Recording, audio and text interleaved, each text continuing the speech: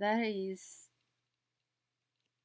proposed in 1963 by Model in his literature Capital Flows and Stabilization Policies under Fixed and Floating Exchange Rate in the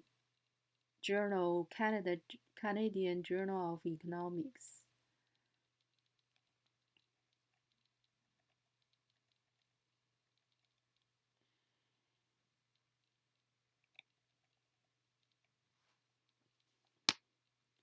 The effects of macro stabilization policies will vary with in this epoch-making paper. Model analyzed the short-term effect of the monetary and fiscal policies in an open economy. His basic conclusion is that the effect of macro stabilization policies will vary with the extent of international capital flows. So under different exchange rate system, the effect of the macro policy is completely different. While under the floating exchange rate system, the monetary policy is effective while the fiscal policy is ineffective. While under the fixed exchange rate, the physical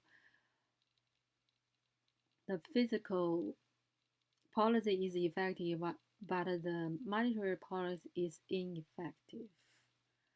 And also in 1960s, one of Model's colleagues called Alexander Fleming collaborated with him and developed a similar study of stability policies in open economies.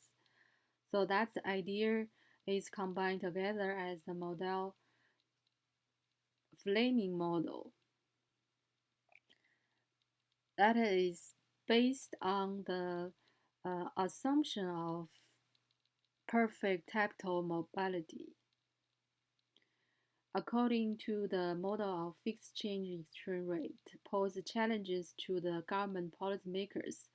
Those policymakers should realize its economic external balance, that is to um, maintain the overall balance of the international payment, and to realize the economic internal equilibrium. The actual output is equal to the supply of the economic potentials or the high employment rate. So there is no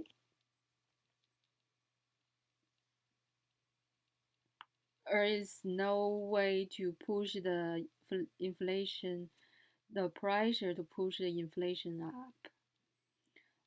So that's in the short term and the long term. In the short term and the long term, in domestic and external equilibrium cannot be maintained at the same time. Is if only for government asset balance and by their domestic inflation and unemployment, then they even reach a perfect balance in international payment, the domestic pressure is still large. On the contrary, if a government only considers using monetary policy to control the domestic output, it may widen the balance of payment deficit or surplus. That undermines the commitment to keep the exchange rate unchanged. The fixed exchange rates and maintaining of the fixed exchange rates limit the ability to pursue the independent monetary policy. And if the country's BOP is in deficit, it will eventually have to reduce the money supply in order to maintain the future exchange rate. While if a country's balance payment is in a surplus, it must increase the monetary supply And if a country's balance payment is in balance, any changes in the monetary policy and monetary supply will lead to the external imbalance, which will be corrected by the government intervention to maintain the fixed exchange rate.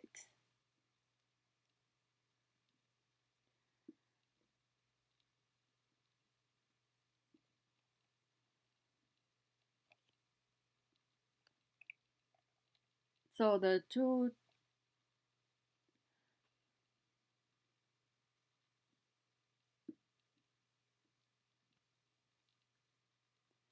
so the internal and external equilibrium of the macroeconomics study, the central content of is uh,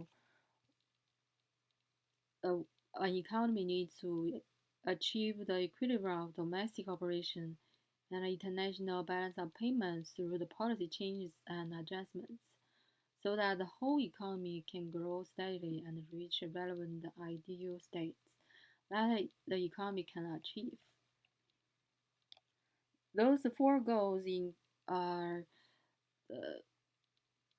economic growth, adequate employment, price, and balance of payments. The connotation of the internal and external equilibrium of the macroeconomics that requires the internal domestic aggregate supply is equal to the demand. That is the full use of the resources and to keep the stable prices and guarantee the economic growth to be achieved at the same time. While the external equilibrium asks the economy to have equal inflow and outflow volumes of the country with other external economic entities to balance the uh, international balance of payments.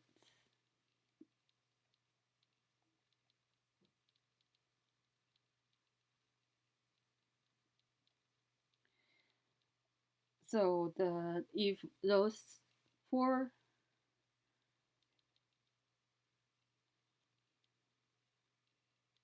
if those four targets achieved at the same time, a country's economy can grow at its best status. But from 1980, some countries began to attach importance to the physical problems. Some economies began to study the physical balance as an important macroeconomic goal.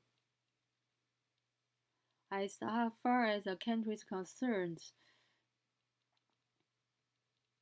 the macroeconomic objects can be divided into two categories that we just mentioned before. In order to make its economy run smoothly, a country must to achieve both the internal and external equilibrium. That's the so-called the realization of the macroeconomic internal equilibrium.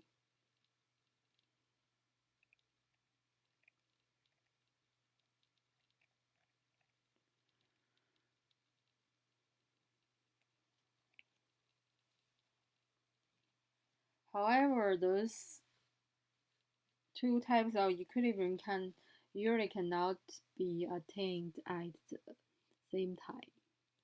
If the economy deviates from such economic states, there will be inflation or economic recession into the macroeconomy, while there will be surplus or deficit of the international payments in the external economy. When the divergence reach a certain level, a country needs to adjust to restore the balance between both internal and external economic growth. And the next is the economic equilibrium